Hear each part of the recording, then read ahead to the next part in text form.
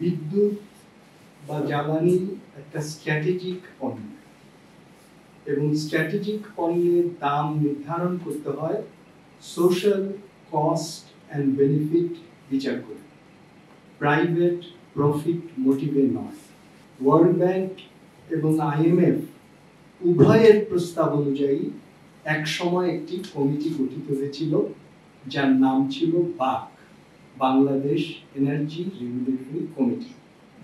সেই কমিটির প্রিন্সিপাল ছিল যে কোনো মূল্য বৃদ্ধি জ্বালানি ও বিদ্যুতের আগে একটা গণশুনানি হবে, এবং সেই গণশুনানিতে 3 জন স্টেক হোল্ডার উপস্থিত থাকবে। প্রাইভেট সেক্টরের কোম্পানি উপস্থিত থাকবে, গভর্নমেন্টের প্রতিনিধি উপস্থিত থাকবে এবং কনজিউমারের প্রতিনিধি উপস্থিত থাকবে। সেখানে প্রত্যেকের যুক্তি বলবে কেন দাম বাড়ানো উচিত, কেন দাম কমানো উচিত ইত্যাদি বলে এনার্জি রেগুলেটরি কমিটি স্বাধীনভাবে একটা সিদ্ধান্ত নেবে। প্রশ্ন হলো এটাকে বিলুপ্ত করা হলো কেন? ওয়ার্ল্ড ব্যাংক বা IMF কেন তখন শর্ত দিল না যে এটা বিলুপ্ত করলে আমি আর ঋণ দিব? মজা তো এটাই, বিলুপ্ত হয়নি, বাইপাস হয়েছে। মানে এখন ওটা সক্রিয় না, ওদের বেতন তো পায়। আরো খারাপ কাজ ছাড়া বেতন পাচ্ছে।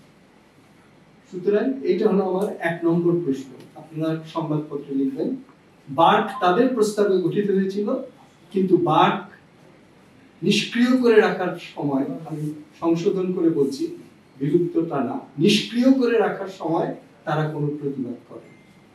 2 নম্বর বক্তব্য হলো এই দাম বৃদ্ধিটা কমার্শিয়াল প্রিন্সিপালে অনিবার্য ছিল নাকি অন্য কোনো পদ্ধতিতে দাম বৃদ্ধি না করেও সরকারের পক্ষে চলা সম্ভব ছিল। আপনারা জানেন বিদ্যুতের দাম নির্ভর করবে তার কাঁচামাল জ্বালানি হিসেবে কি ব্যবহৃত হচ্ছে তার উপর। আপনি যদি গ্যাস দিয়ে বিদ্যুৎ তৈরি করেন তাহলে একরকম দাম হবে, কয়লা দিয়ে করলে তার চেয়ে একটু বেশি হবে, আপনি যদি ফার্নেস অয়েল দিয়ে করেন তাহলে তার চেয়ে একটু বেশি হবে।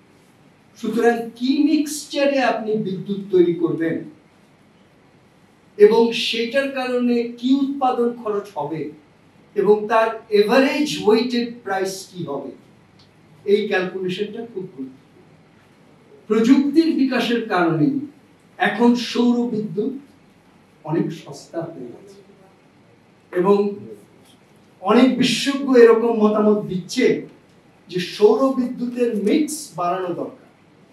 তাহলে একই সঙ্গে আমাদের এই যে আবহাওয়া নিয়ে এখন যে কষ্টে আমরা আছি এবং এই যে মানে ফসিল ফুয়েল জ্বালানোর কারণে কার্বন ক্রাইসিস, 17% জমি আমাদের তলিয়ে যাবে ইত্যাদি ইত্যাদি, কিন্তু এগুলো যদি সত্যি আমরা সিরিয়াসলি নিতাম এবং কার্যকরী করতাম তাহলে আমাদের বিদ্যুৎ উৎপাদন পরিকল্পনায় আমরা এটা বলতাম না যে 2008 সালেও এখানে সৌর বিদ্যুৎ 10% থাকবে আর 2041 সালেও 10%, বরঞ্চ আমরা বলতাম যে সৌর বিদ্যুতের অগ্রগতি হবে অন্যান্য বিদ্যুতের তুলনায় অধিকতর হারে এবং আস্তে আস্তে সমগ্র বিদ্যুতের প্রপোর্শন সেটা ওই জায়গায় চলে যাবে। এবং আপনারা জানেন যে সৌর বিদ্যুতের ভ্যারিয়েবল কস্ট হলো 0, ফিক্সড কস্টটা আপনি যদি একবার করে ফেলেন তাহলে আপনার পরবর্তীকালে আপনার এটা ক্রমাগত দাম আপনি কম দিতে পারেন। সুতরাং আমাদের স্ট্র্যাটেজিক ভুল আছে। আরেকটা পয়েন্ট বলে আমি শেষ করি, কয়েকটা চুক্তি হয়েছে, বহুজাতিক কোম্পানি সান্তোসের সঙ্গে চুক্তি হয়েছে, মগনামা সামিটের সঙ্গে চুক্তি হয়েছে, আদানির সঙ্গে চুক্তি হয়েছে। যেহেতু বার্ক এখন অ্যাক্টিভ না, সুতরাং এই চুক্তিগুলো ট্রান্সপারেন্ট না, এগুলো নিয়ে কোনো আলোচনা আমরা জানি না।